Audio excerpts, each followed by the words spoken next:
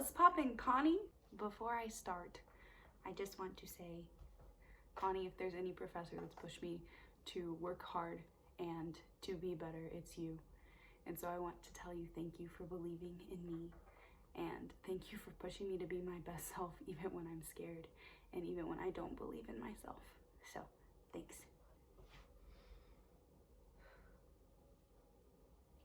I am a child of divorce.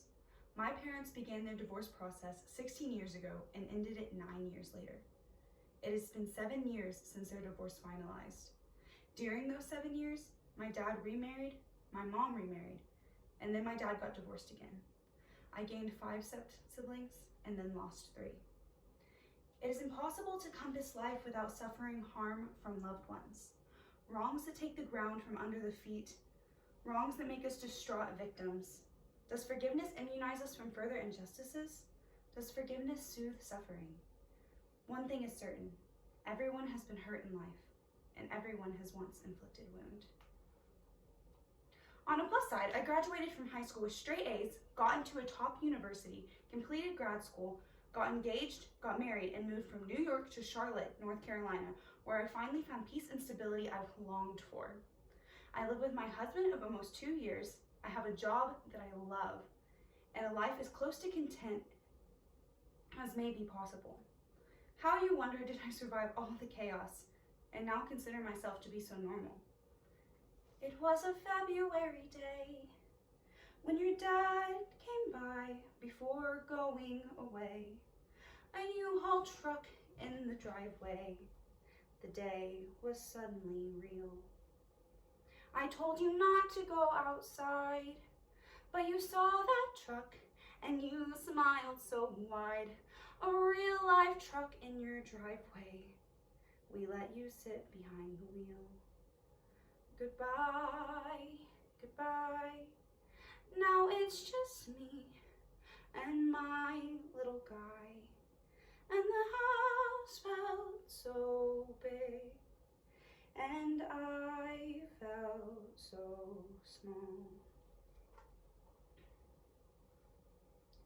When parents separate, it affects the whole family, from the parents themselves to the children. As a child from a divorced home, I have experienced the pain of my family's divorce, as well as seen how it's affected my mom and my brothers.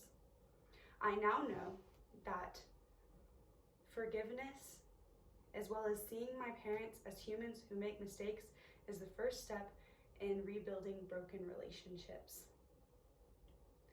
The prose is A Child of Divorce, My Story by Jen Schwartz. The poetry is, this is hard. A Lost Promise by Jacqueline Uval. Forgiveness by Liliana Zhortska. What It's Like by username Alyssa, and So Big but So Small by Ben Flask.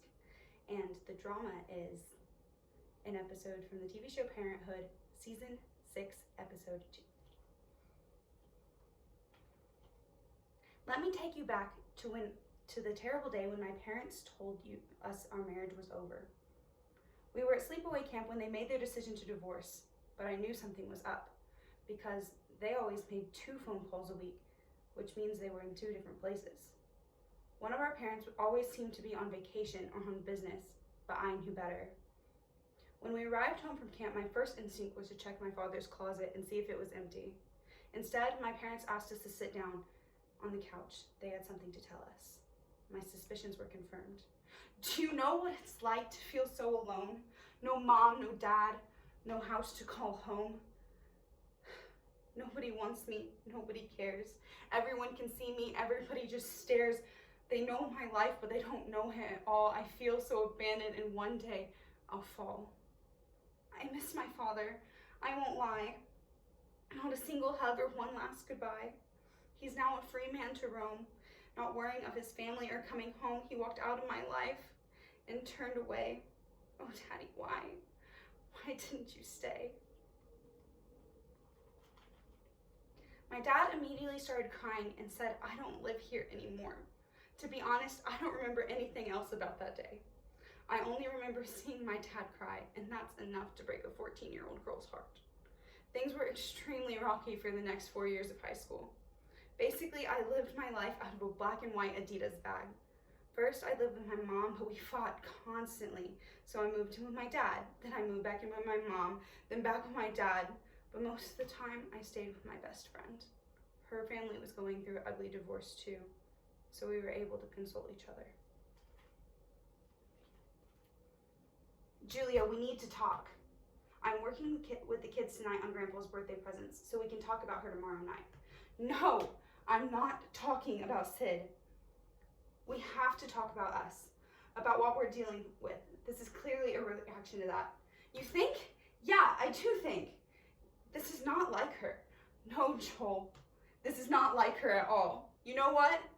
Moving out, giving up on me, that's not like you either. Some believe that only weak people forgive. Forgiveness requires tremendous effort and courage. It is easier to sail away in anger than creative dialogue, which leads to remedy of the situation. Without forgiveness, you cannot win. That night I tucked you into bed. I'll never forget how you sat up and said, "Is another truck coming to our driveway? A truck that will take mommy away." My dad was never there. Didn't want me, no doubt. There was always fighting. And then he moved out. He was not the father he promised he'd be. Instead, he was a man who did not care. I am not the way I used to be. I often cry myself to sleep. My father's love was not mine to keep. These negative experiences were part of my not so happy past, but they shaped my present life in many positive ways. I think it's because my parents' struggles forced me to grow up faster, pushed me away from their problems and into books and studies. I learned to cope, to grow strong, to believe in myself instead of joining their drama and becoming a victim. Come on, talk to me, please. Are you kidding me? I begged you for a year to talk to me and tell me what the hell was going on. And you refused to do that, and that broke me. And I'm almost okay. So you can't come over here and talk to me about my dad. You can't kiss me, okay? You can't pretend like you didn't destroy me, because you did. You destroyed all of us. I know. I'm sorry. Okay, well, I'm gonna be okay. I can handle it, but I don't know if the kids can.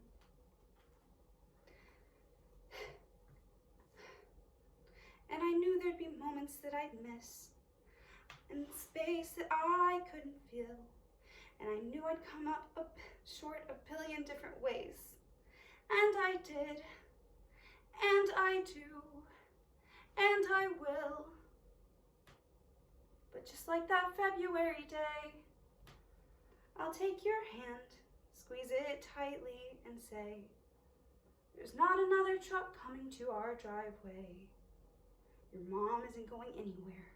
Your mom is staying right here. Your mom isn't going anywhere. Your mom is staying right here no matter what. I'll be here." I learned to lean on close friends. These friends became the family I needed at the time. I learned to be open to relationships. Frankly, I never thought marriage was in the cards for me. I think in the back of my head somewhere, I thought my marriage would fail just because my parents did. I was afraid because of studies that say children of divorce are at higher risk for getting divorced themselves. But when I met my husband, also a child of divorce, none of those fears materialized. I realized that I'm not my parents, and I don't have to make their mistakes. My relationship is not theirs. I don't hold grudges. I communicate my feelings. I pick my battles, and I never go to bed angry. All things my parents were never good at. Is forgiveness reconciliation? No, although it is a quantum leap in the direction of reconciliation. Forgiveness is above all a priceless gift for yourself. Forgiveness frees you from inner poisons and allows you to open up new lands. If we're able to inquire, we are also able to say sorry and to make amends. Active contrition allows for true change of heart. Active forgiveness is the bud of heart at peace. In spite of all the pain they cause, one day we learn to see our parents as the young people they once were. starting a marriage with hopes and dreams and maybe a little fear. We look at their early photos and feel sadness for them. Few parents intentionally set out to hurt their children, but things happen, and we're all amateurs on the emotional playing field.